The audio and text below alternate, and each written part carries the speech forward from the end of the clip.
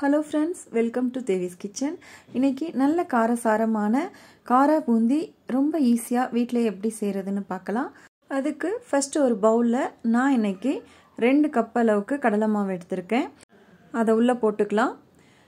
மாவை நல்லா ஜலிச்சு எடுத்துக்கோங்க. நான் ஏற்கனவே ஜலிச்சு வச்ச மாவு தான். நீங்கள் எந்த கப்பில் வேணாலும் மாவை அளந்துக்கலாம். அந்த கப்லையே மற்ற பொருட்களையும் அளந்துக்கோங்க. இப்போ 2 கப் அளவுக்கு நான் கடலை மாவு சேர்த்துருக்கேன். இப்போ இதில் 1/2 கப் அளவுக்கு நான் அரிசி மாவு சேர்க்குறேன். நீங்கள் 1 கப் கடலை மாவு சேர்த்திங்கன்னா அதுக்கு 1/4 கப் அளவுக்கு அரிசி மாவு சேர்த்துக்கோங்க. அது கரெக்டாக இருக்கும். இப்போ இதில் தேவையான அளவுக்கு உப்பு சேர்த்துக்கலாம். அடுத்ததாக 1 டேபிள் ஸ்பூன் மிளகாய்த்தூள். காரம் அதிகமாக வேணும்னா இன்னும் 1/2 டேபிள் ஸ்பூன் கூட சேர்த்துக்கலாம். இப்போ பேக்கிங் சோடா 2 சிட்டிகை அளவுக்கு சேர்த்துக்கோங்க போதும். இப்போ இது எல்லாத்தையும் ஒரு வாட்டி நல்லா மிக்ஸ் பண்ணிக்கலாம்.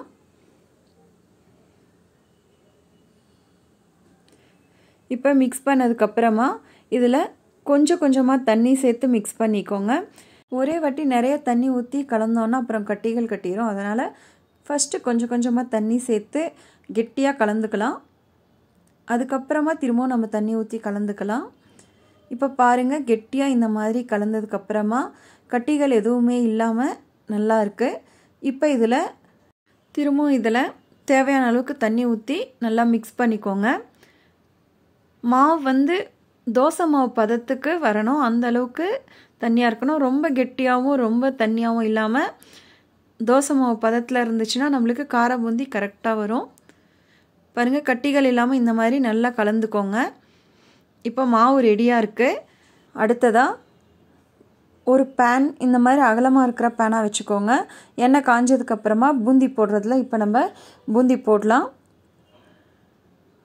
பாருங்கள், இந்த மாதிரி எடுத்து ஊற்றும்போது எண்ணெய் ஹை ஃப்ளேமில் வச்சுக்கோங்க. அப்போ தான் மேலே இந்த போட்ட உடனே இப்படி எழுந்து வரும், இல்லைனா உள்ளே அப்படியே உக்காந்துரும். பாருங்கள் எந்த அளவுக்கு நல்லா எழுந்து வந்திருக்கு. முத்து முத்தாக பார்க்கவே நல்லா தெரியுது. மாவை ஒரே வாட்டி நிறைய ஊற்றாமல் கொஞ்சம் கம்மியாகவே ஊற்றிக்கோங்க. இப்போ பாருங்கள், இதை நம்ம கலந்து விட்டுக்கிட்டே இருக்கணும். 1 நிமிஷம் போல் ஆகும் இது நம்மளுக்கு நல்லா வெந்து வர்றதுக்கு. அப்போ தான் நல்லா கிறிஸ்பியாக நல்லா இருக்கும், மொறுமொறுன்ட்டு. இப்போ பாருங்கள், நல்லா வெந்திருக்கு. எடுத்துடலாம்.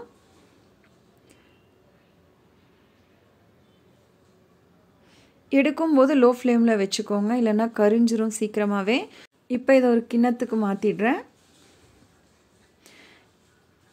இந்த மாதிரி நம்ம எடுக்கும்போது சின்ன சின்னசாக இருக்கிறதுலாம் நம்மளுக்கு சரியாக வராது. அதனால் இந்த மாதிரி நம்ம ஜல்லடை கரண்டி வச்சு எடுத்தோன்னா சின்ன சின்னசாக இருக்கிறது கூட ஈஸியாக எடுத்துடலாம்.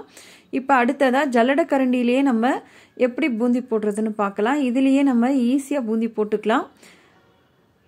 பாருங்கள், இதுவும் நல்லா முத்து முத்தாக நல்லா வந்துட்டுருக்கு.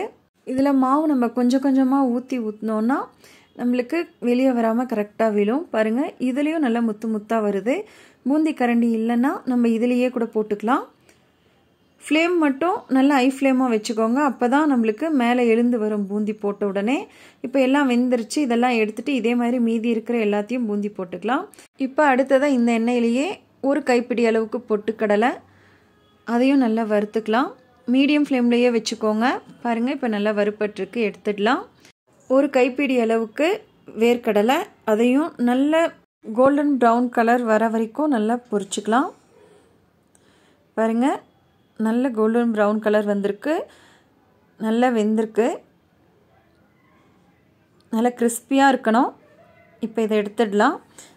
அடுத்ததாக 1 கைப்பிடி அளவுக்கு முந்திரி ஆப்ஷனல் தான், போட்டு நல்லா டேஸ்ட்டாக இருக்கும்.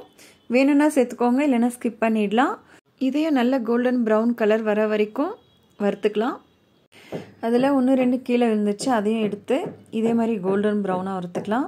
அடுத்ததாக கொஞ்சமாக பூண்டு இந்த மாதிரி இடித்து அதையும் எண்ணெயில் நல்ல கோல்டன் ப்ரௌன் கலர் வர வரைக்கும் வறுத்துக்கோங்க. அப்போ தான் நல்லா டேஸ்ட்டாக இருக்கும். நல்லா கிறிஸ்பியாக ஆனால் தான் நல்லாயிருக்கும். அது பூண்டோட ஃப்ளேவர் ரொம்ப சூப்பராக இருக்கும் காரா பூந்திக்கு. அடுத்ததாக கொஞ்சமாக கருவேப்பிலை, அதையும் இதே மாதிரி எண்ணெயில் வறுத்துடலாம். பாருங்கள், ரெடி ஆயிடுச்சு. இப்போ காரா பூந்தியில் நம்ம வறுத்து வச்ச பொட்டுக்கடலை, வேர்க்கடலை, முந்திரி,